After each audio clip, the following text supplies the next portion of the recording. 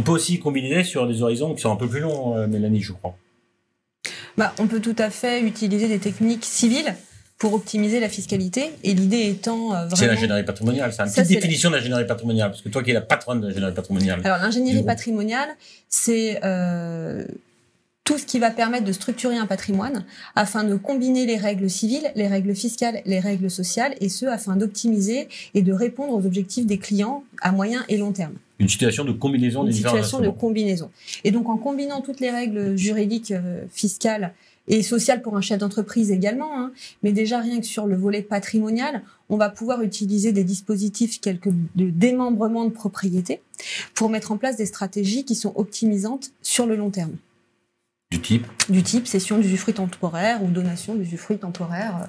Donc je donne l'usufruit d'un bien immobilier et donc je me prive de ces revenus qui permettent bien évidemment d'accroître les revenus de la personne. On va sortir les revenus de l'assiette de l'impôt sur le revenu, donc on va venir optimiser l'impôt sur le revenu pour le contribuable, et ça permet aussi, vu qu'au niveau de l'IFI on a uniquement l'usufruitier qui est taxé, de sortir le bien de l'assiette de l'IFI et de le mettre à disposition de contribuables qui, eux, en principe, étant donné qu'on est sur un public d'enfants qui ont, comme le disait Elisabeth tout à l'heure, besoin d'occuper un logement ou besoin de percevoir des revenus complémentaires qui, en général, ne sont pas taxables à l'IFI. On dit souvent, en ingénierie patrimoniale, il y a 3 impôts qui nous tracassent. Il y a l'impôt sur le revenu, l'IFI, et puis les droits de mutation à titre gratuit. Donc là, on optimise l'IR, puisqu'on réduit les revenus de la personne, du donateur, et ces revenus allant entre les mains du donataire qui, par définition, a moins de ressources, donc des tranches des impositions inférieures, et puis surtout, on met à sa charge j'allais dire l'IFI, tandis qu'il a un patrimoine qui est conséquent. Donc là, une double optimisation. Il y en a d'autres aussi par cette technique de donation d'usufruit devant notaire. Oui, tout à fait. On peut parler de la cession d'usufruit temporaire d'un bien,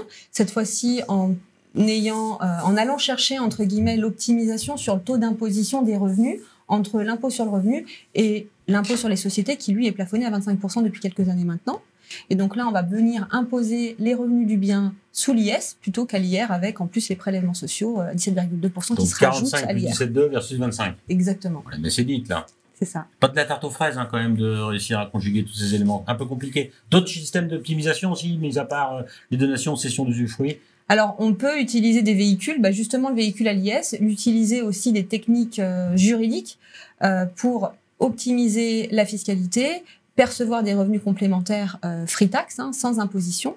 Free tax sans imposition. Free tax sans imposition, permettant de répondre à un objectif de revenus complémentaires. Et là, je pense au compte courant d'associés au sein d'une société, à l'impôt sur les sociétés. Système de plafonnement aussi, peut-être un petit mot sur Alors, le système de plafonnement de l'IFI, c'est à ça que tu penses, Benoît? Oui. Plafonnement de l'IFI. Parfaitement.